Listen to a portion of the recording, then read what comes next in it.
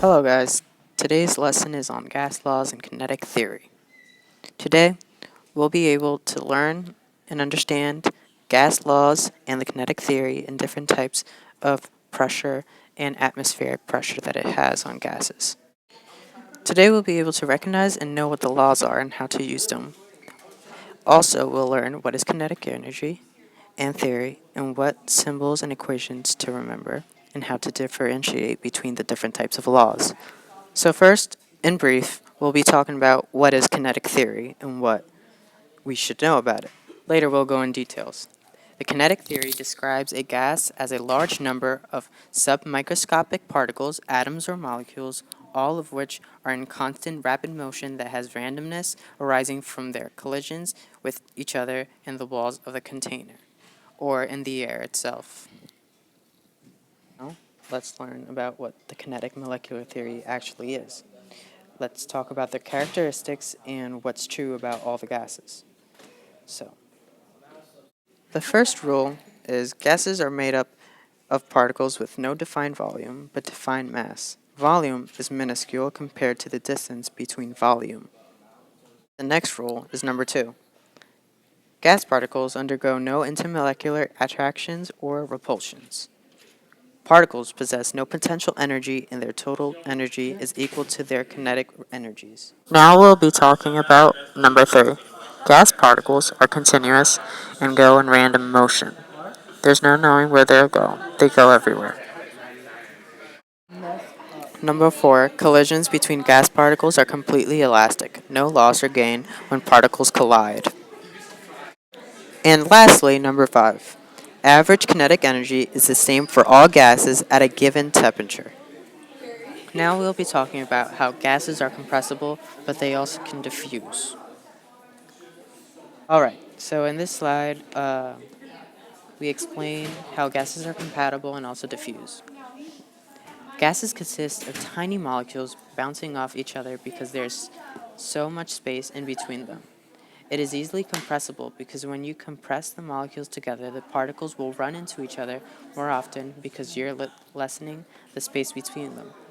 It is much easier to compress a gas because of the empty space there is, as opposed to liquid and solid, which are more packed together and has little to no space. Gas particles easily diffuse because the space around it makes the particles want to move and spread out.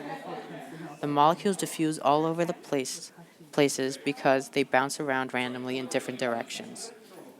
Now, we're also going to learn how gases can exert pressure and how it is accomplished. The molecules are constantly and continually colliding with each other with the walls of the container which they are in. When a molecule collides with the wall, they exert small force on the wall, and the pressure exerted by the gas is due to the sum of all these collision forces.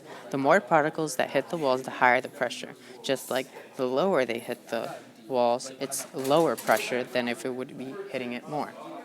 Now that we talked about gas exert pressure, now let's talk about more in depth how it can be compressed. Now, no volume equals lots of space in between the molecules. The comparatively bigger space available between the molecules of gas and the atoms makes compression more simple and more easier. Gases can be compressed much easier than a liquid. We learned how pressure is exerted and how it is compressed. Now we should talk about what are the units of pressure. Standard pressure of ATM, kPa, and mmHg. ATM consists of 1. kPa consists of 101.325, and mmHg consists of 760. Standard pressure is referring to normal conditions in the atmosphere at sea level.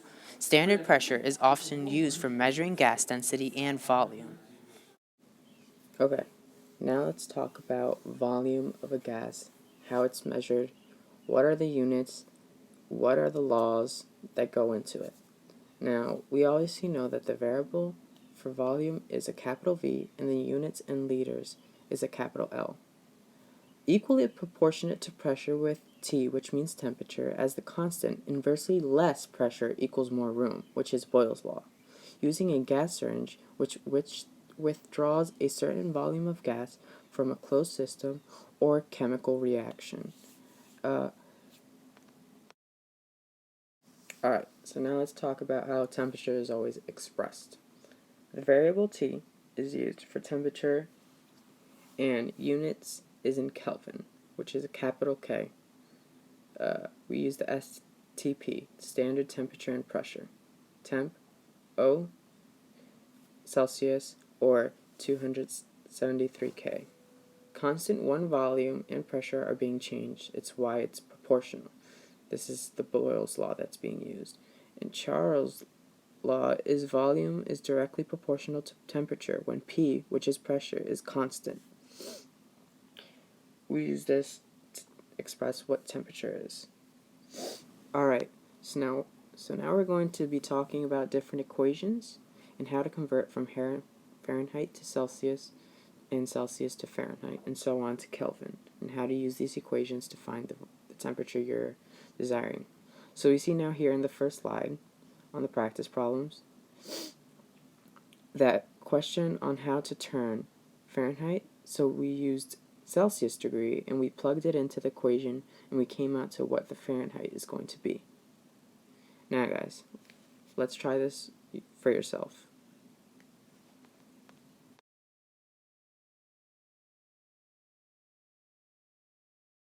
Alright, so now that we solved it, let's go over it together.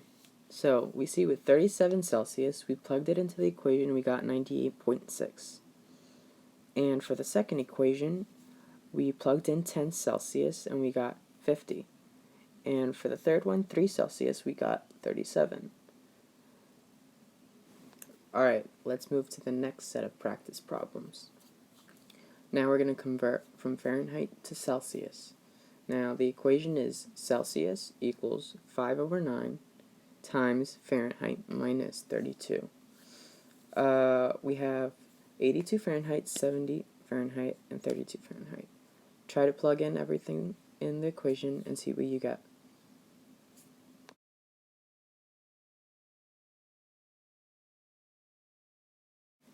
Alright, now that we did it, let's go over the answers.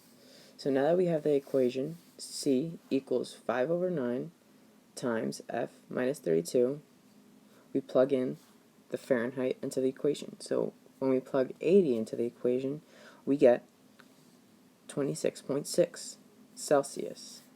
Now with 70, we get 21 Celsius, and 32, we get 0. Because 0 is the starting point of a Celsius to Fahrenheit and Fahrenheit to Celsius.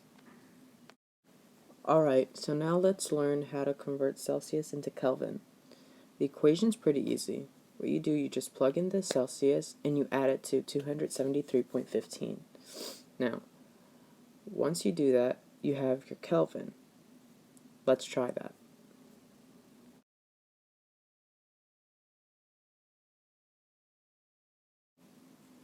Alright, so now that we plugged it in, now we got 90 added to 273.15, 0 added to 237.15, and negative 15 added to 203.15. Once you add this, you have your Kelvin. Alright, now we're going to transfer Kelvin into Celsius. Now, the process and the equation to do this is almost the opposite on how to do Celsius into Kelvin. So what you have to do is you get the Kelvin and you subtract 273.15 and you have your Celsius. Just like if you plugged in the Celsius, you have to add 273.15. Now we have 100 degrees Kelvin, 350 degrees Kelvin, 200 degrees Kelvin. Let's plug it into the equation and see what we get.